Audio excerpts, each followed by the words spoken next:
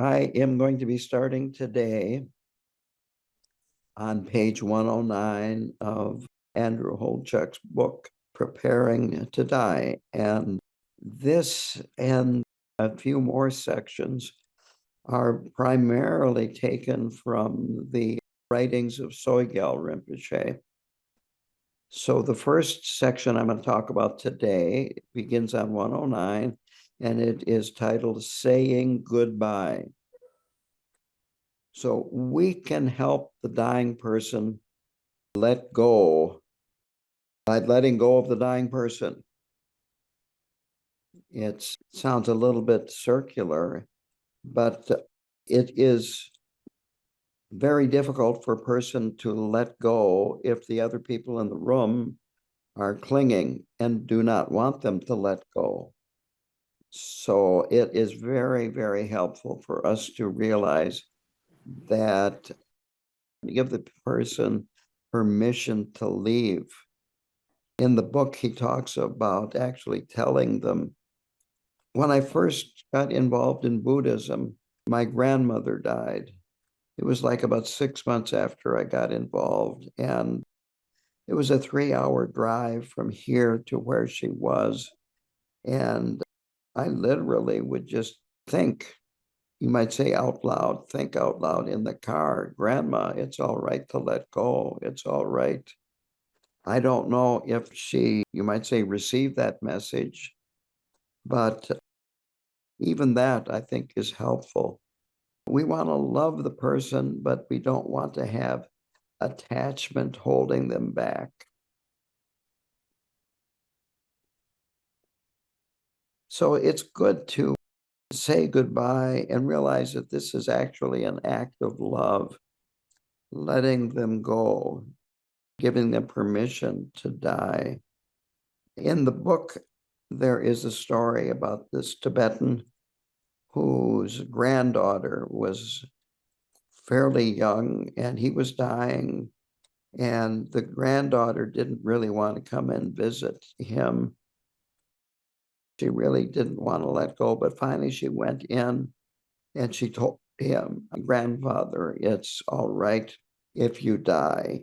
And I think he said 10 minutes after she left the room, the man died. With my grandmother, I was the last person to see her alive. I never told her in her presence that it was all right to let go.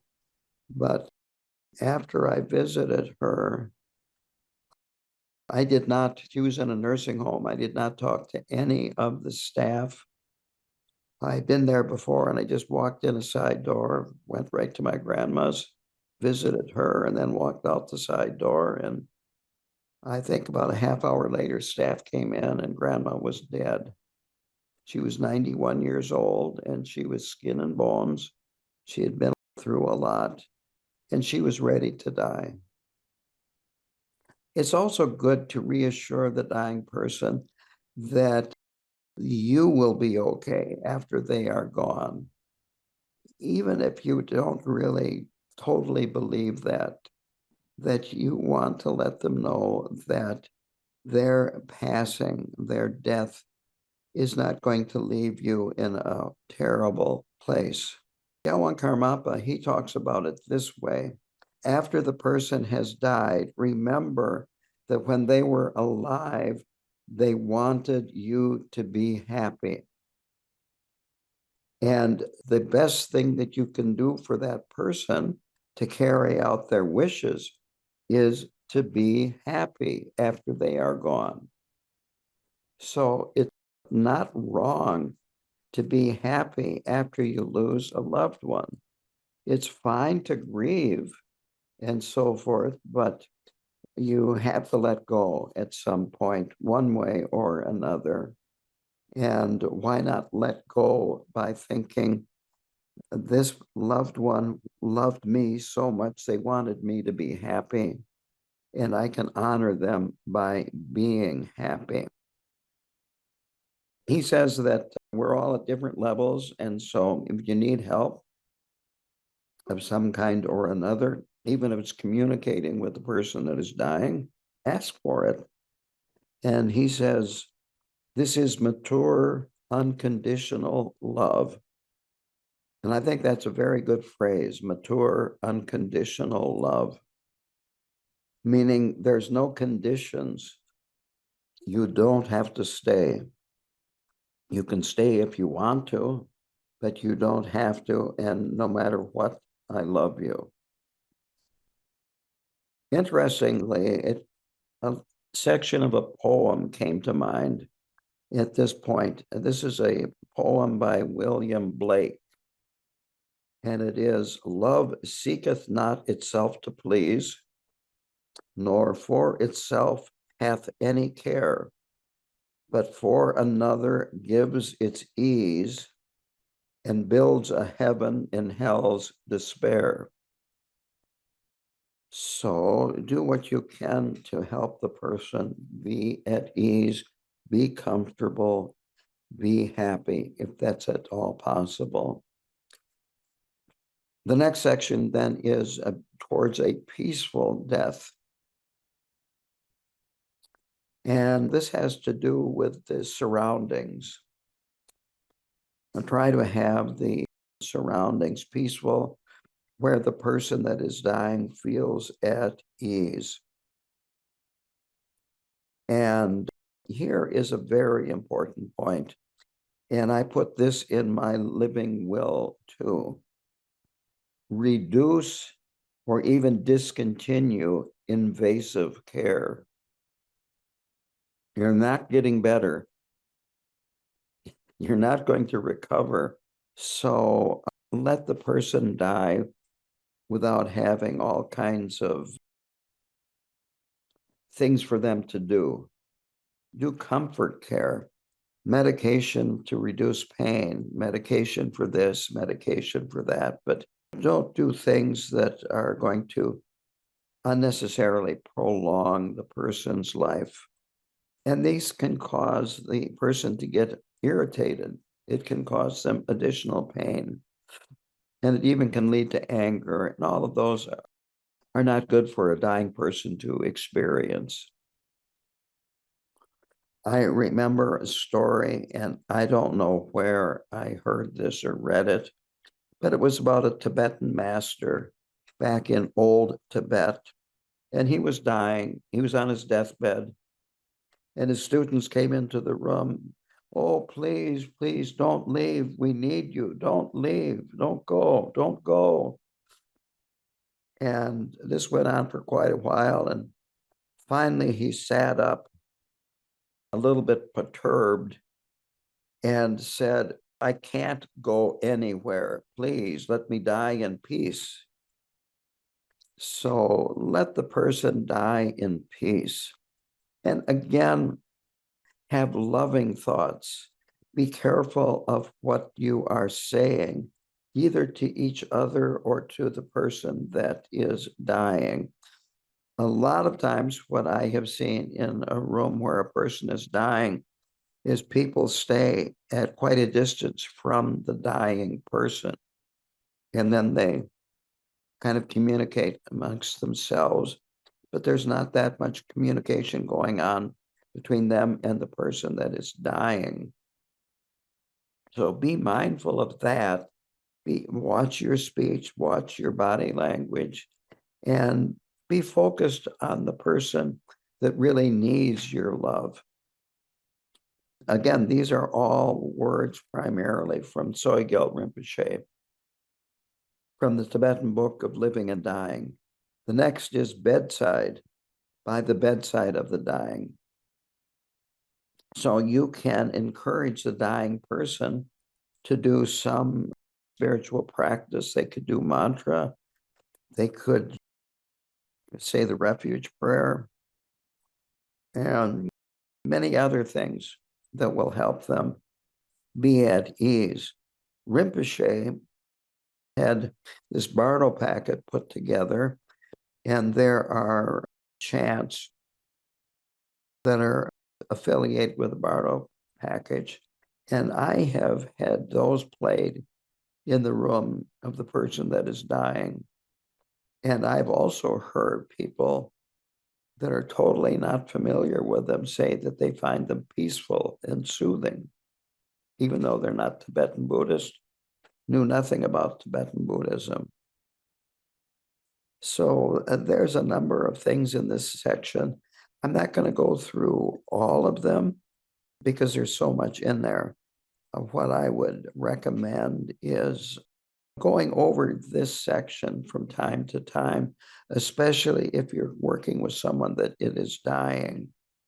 One point is this, and this is a quote: if a person is going to be healed, it will assist that healing. You will assist that healing. If the person is dying, assist them in their dying. Heal their spirit. And if the person has died, then continue to purify them, doing various practices to purify them and help them through the Bardo. He goes on to say, if you feel that there's hardly anything you can do, pray and meditate. And it would be good to have a statue of the Buddha in the room if that is possible. And just rely on your devotion, your faith, your confidence, and your trust. Then dedicating our own death.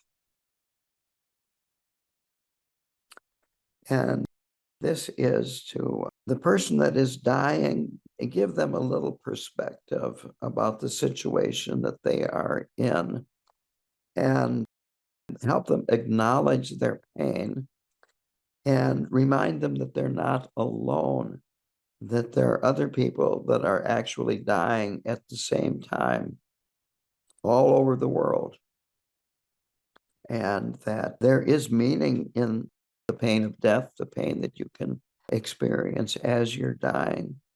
It is, first of all, purifying karma. It's showing that you will not have to experience this in your next lifetime. You're experiencing it now. And it also gives you good motivation to attain liberation in the Bardo rather than come back and do it all over again.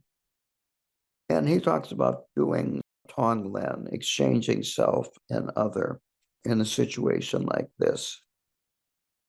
And this would be for the person that is dying as well as the caregiver. Some of these sections seem to be more oriented towards helping the caregiver rather than what the caregiver could do for the person that is dying.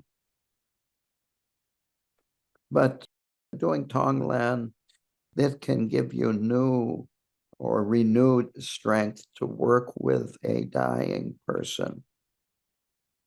We can dedicate our suffering and the death and infuse this hardship that the person is going through with meaning. And he talks about how in Tibet there would be these masters that their main practice was tonglen, exchanging self and other. And this develops boundless compassion, and it is very, very important. And it can cause immediate rebirth in a Buddha realm too. This very strong, pure compassion. He finishes up this section by saying, they help us raise our gaze. In other words, look up and see a bigger picture. Then letting go of attachment. Again, these are the words of Sogyal Rinpoche primarily. If you are close to the dying person, and I want to emphasize this, I've also seen this where a person that is dying or a person that you might say is related or a friend of the person that is dying comes in and want to take over everything, telling people you got to do this, you got to do that. You want to avoid doing that. So if you are close to the person, then you can encourage them, and I'm stressing encourage, to work through their attachment, to work through their grief of leaving all these loved ones behind. He says, cry together, express your love before the actual moment of death arises. So attachment is a huge problem with a person that is dying, both for the caregiver and the dying person. He says that we want to be free of attachment and aversion. We want to do the best to keep our mind pure and to unite our mind with Karmapa. Quote, gently cut the strings of attachment to the dying person before the moment of death. Again, that's a very, very important point.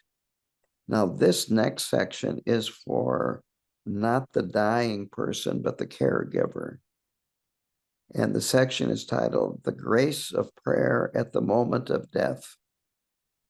So try to create a very positive imprint on the mind stream of the person that is dying.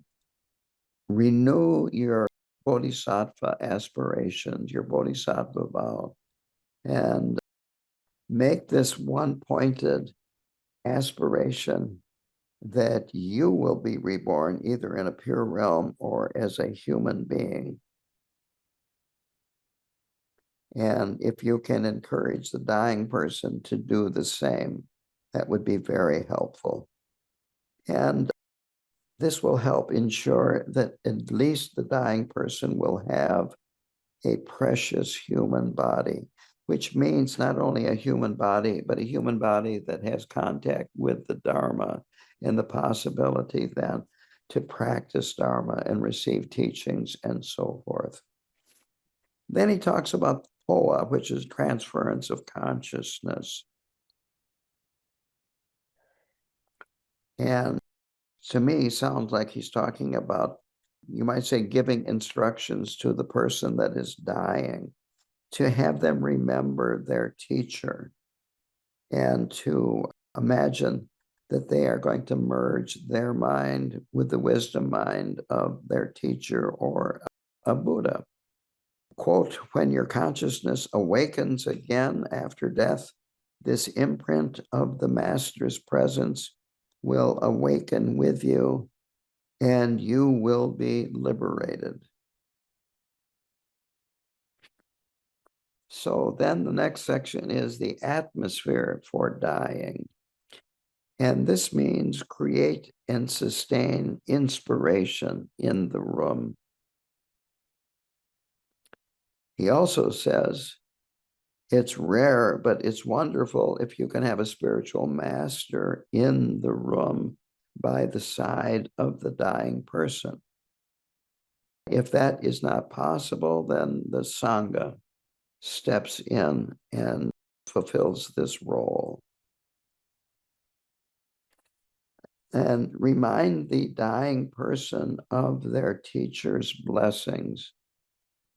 In my case, as a Lama, I would remind the dying person of Khenpo Karthar Rinpoche's blessings. Maybe tell a story about Khenpo Karthar Rinpoche. And maybe do a short teaching.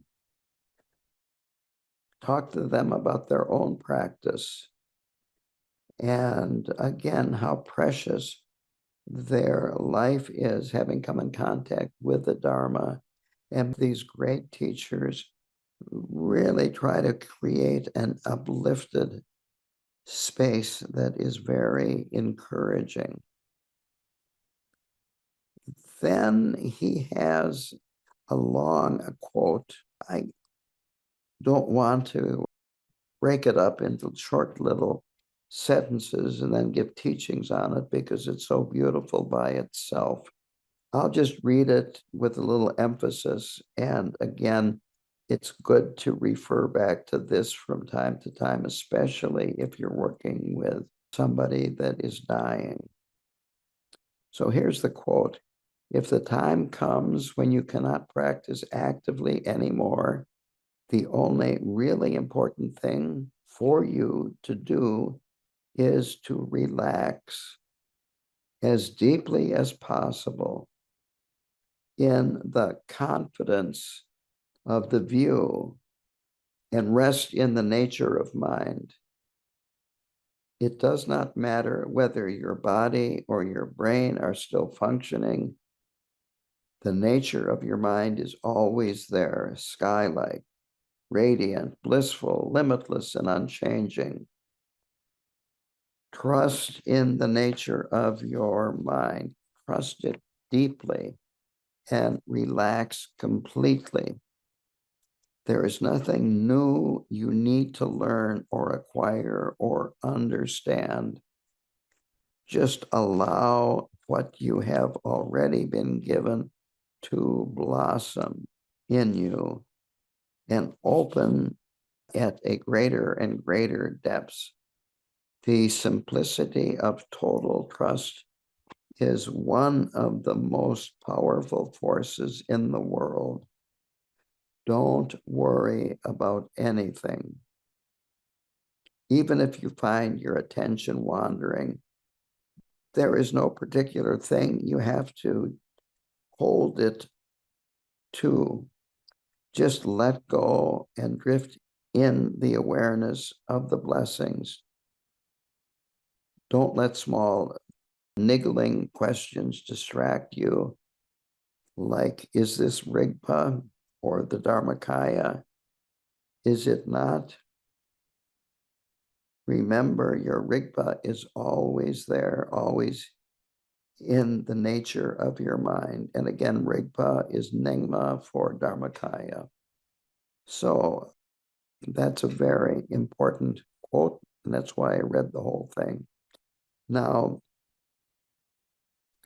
what he covers next is the meeting of the mother and child. I talked about that earlier. And that is, if you have trained to recognize the child luminosity when your mind dissolves at the point of death, the mother luminosity, the wisdom mind will appear. You will recognize it and you will join it. It's like water being poured into water. Then he talks about love and compassion and the importance of love and compassion. And he talks about aspirational and engagement, compassion or bodhicitta. And engagement, he uses the term realistic, I think. Here's a quote: compassion is not true compassion unless it is active. And so there is idealistic compassion and there's realistic compassion. Idealistic compassion is this desire to help. And it's a very noble aspiration, but if it's only an aspiration, it doesn't help others and it really doesn't help you much. So it's very good to actually do things. This is a very important point to make, that you are actually helping. You can do Tonglen, this exchanging self and other. That is an active form of compassion. He doesn't mention this, but of course, if you're with a dying person, there might be a number of things that you could do that would actually help the person to make them more comfortable, for instance. I remember Mom reached a point where she could no longer drink water, but she would get a wet sponge and be put in her mouth so her mouth would not dry out. And this would be something that is active compassion also. Now, this ends the section about the teachings of Sogyal Rinpoche. The last part of this section is esoteric practices. And he brings up the Bardo packet that it was assembled with Khenpo Karthar Rinpoche's instructions. I'm going to go into the Bardo packet specifically at a later date, but I'm going to touch on it here. There are pills that the person is supposed to swallow. And then there's sand that you would put on the top of their head where you would want their consciousness to exit. And he says, you don't want to get the dying person upset by indicating that they are about to die. But what I also have found is that if you don't give them the pills early, even though they're alive, they can't swallow them, because that is one of the functions that disappears quickly. And I try to be gentle and certainly not force anything, but I encourage them to take these pills before they're actually involved in the final dying process. The sand goes on the head after they are dead, so that's not a problem. It's just taking the pills that they're supposed to swallow. And there is this, which is I believe there's a mandala in there, and it's best to have this on you when you die. And since we never know when we're going to die, I wear it all the time. I worked with one man, and he absolutely did not like having this around his neck. He was not used to it, and he would fight it and rip it off. And if that's the case, let it happen. Don't put it back on until after they die. Then you can place it on their chest. And then he quotes Guru Rinpoche, when you die, if this amulet is burned with your corpse, rainbows will be seen, and your consciousness will be transferred to the realms of supreme bliss. So again, he says, don't do this too early, or they might get upset and think that you're encouraging them to die. You need to be mindful. You need to pay attention how the person is reacting to all of these activities that are going on around them. And then it's excellent to be around the head of the person and avoid gathering around the person's lower body, because you want to encourage consciousness to be towards the top of the head and eventually exit there. The final, quote, pith instructions are, do what you can to help others during the dying process. Create a peaceful space. Hold on to whatever happens with love. Give them something to look forward to. So that completes that section about what you can do for others. Now, the next section is what you can do for yourself after you die.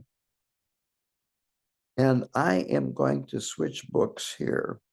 I'm going to go to Khenpo Karthar Rinpoche's book, Bardo, Interval of Possibility. And I'm doing this because it's more concise. It's a little simpler. I'm not saying don't read this part in Holecek's book, but I think that it's good to look at this a little more. It's a little neater, a little easier to understand. It's not so complex. So at the point of death, consciousness will leave the body quickly if there's this recognition of the mother and child luminosity, or the union of the mother and child luminosity, or it will exit quickly if there's extremely bad karma. You just directly go to the lower realms. For most, the consciousness will remain up to 3.5 days. And again, this is very variable. Khenpo Karthar Rinpoche says that during that 3.5 days, consciousness may arise, but it's going to be very confused. he says it's like being intoxicated. Eventually, it will leave the body through one of the orifices,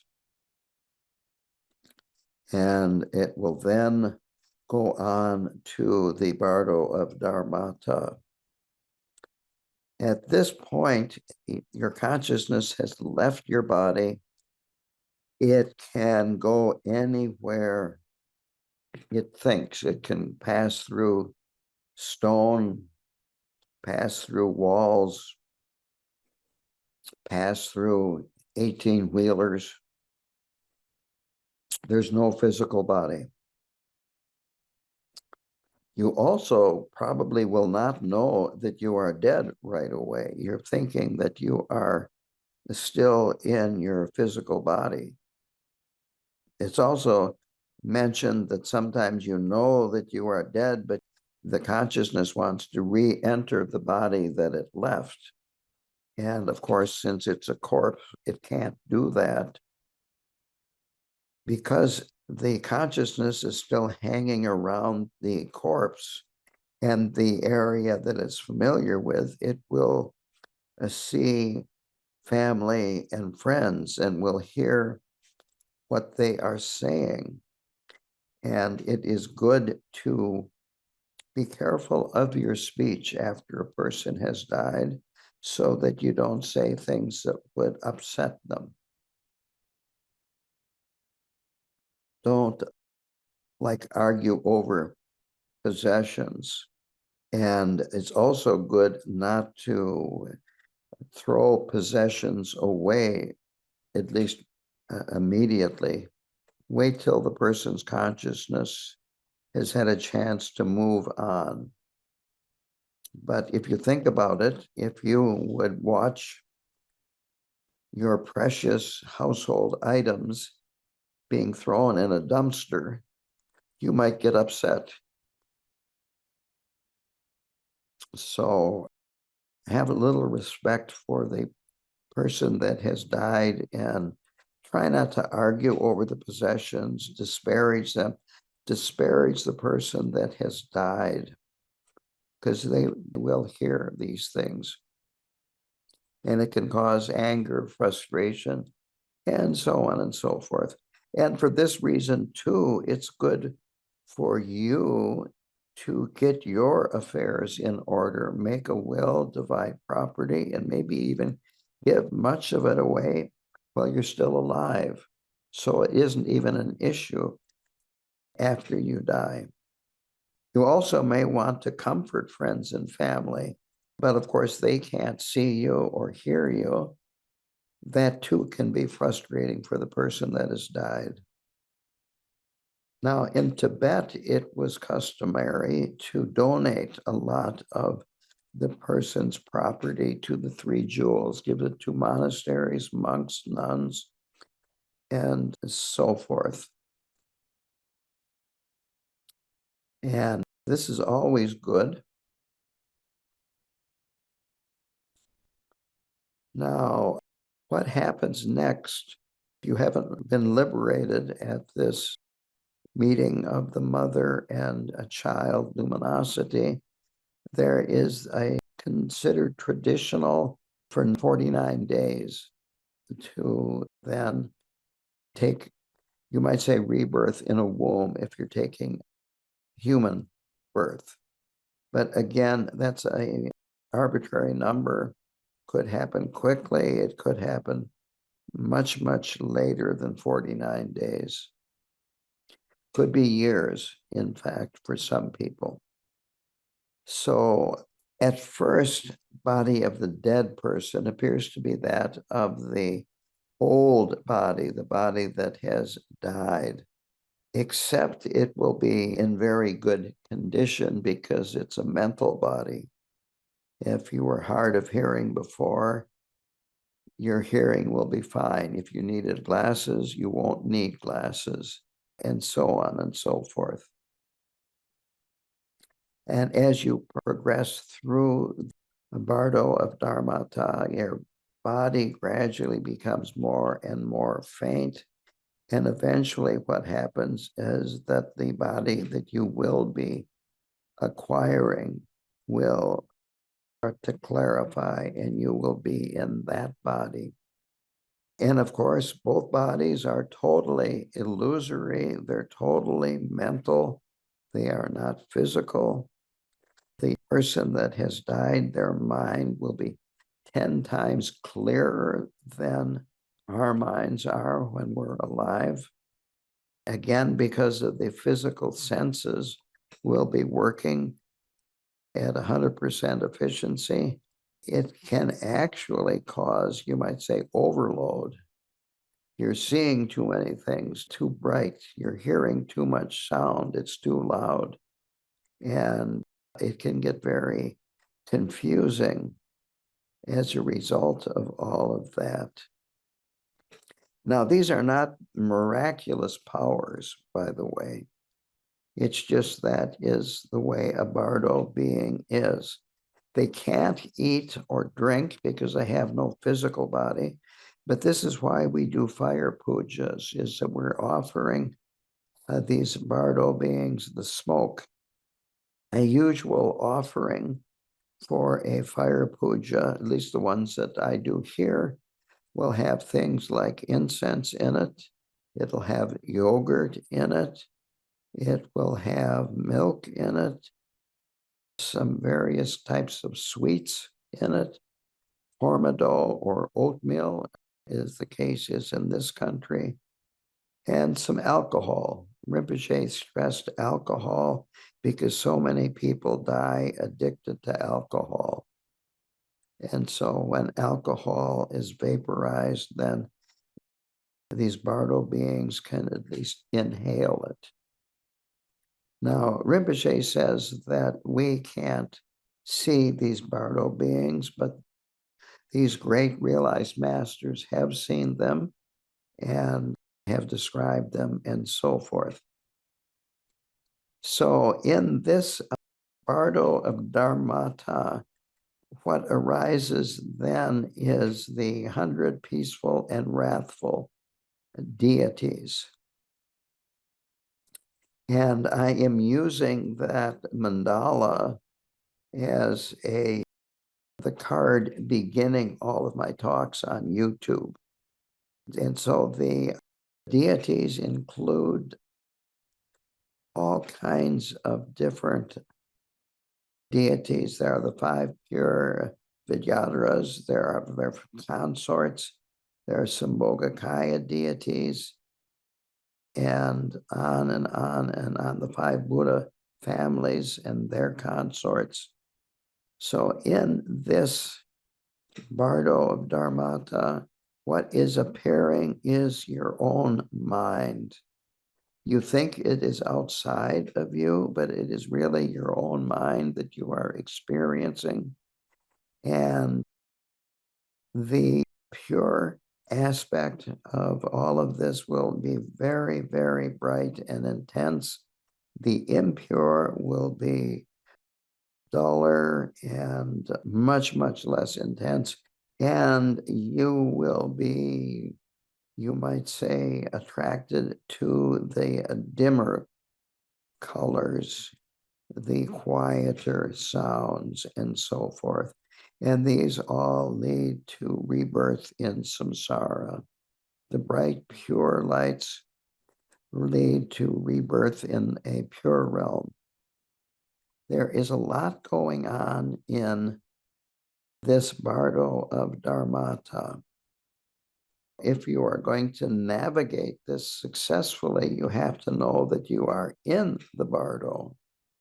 And this is where now we can train our minds to recognize it and train our minds to react in a way that is most beneficial. Rinpoche describes the sounds as like, quote, a billion thunderclaps all at once. And these beings that appear in the Bardo of dharmata can be very, very fierce looking and huge, the size of mountains, he says. And again, this reminds me of a story a long, long time ago. Some friends of mine had a little girl that was maybe 5 or 6 years old. And it was Easter time, and I was visiting them. And they said that they took her to a store, and there was the Easter bunny, and the little girl started crying. And I said to the little girl, why were you crying? And she said, because he was huge. He was the size of an adult male, and she was the size of a little girl. So if it can be that way for a little girl, imagine what it would be like if you run into a wrathful deity the size of a mountain in the Bardo. It gets more and more confusing. Our minds get more and more agitated. We're blown about by the, quote, winds of karma. And what this means is not that there are winds there blowing us about, but our habitual karmic tendencies are blowing us about, pushing us this way, dragging us that way, and just gets extremely confusing and very difficult to make good choices. And that's why, again, we need to train now to make these choices. So when the opportunity comes, it will be more instinctive and natural rather than just a gut feeling of, I got to get out of here. So here's a quote from Khenpo Karthar Rinpoche. Unless you have cultivated a preparation and familiarity with what's going to happen, you are simply unprepared to deal with it, and you have no control over what is happening. Now, the next that is brought up is liberation through hearing. I mentioned earlier these recordings of prayers that were made for the Bardo packet. It is traditional to read from the Tibetan Book of the Dead, and they are instructions on what to do when you are in the Bardo. So if you are familiar with these instructions, when you hear them, they will act more like a nudge to guide you in the right direction. And this can lead to liberation. If you're not familiar with them, when you hear them, it'll be like, why should I do that? You're not going to trust anybody. Then, as you get towards the end of the Bardo of dharmata, you are entering the Bardo of becoming. This is where you will be determining who your parents are and what kind of a birth you have. And as I said, your body, the old body, has become very faint and is replaced by what your new body will be like. But again, in the beginning, it's faint. And this will give you a clue to, in Rinpoche's words, what species you will be when you are reborn. And he said, if you look up and move up, you'll be born in one of the three higher realms. And if you're looking down, moving down, you'll be born in one of the three lower realms. Now, one last thing, and that is the Bardo beings do not see the sun and the moon. He says they have no eyes and their bodies cast no shadows.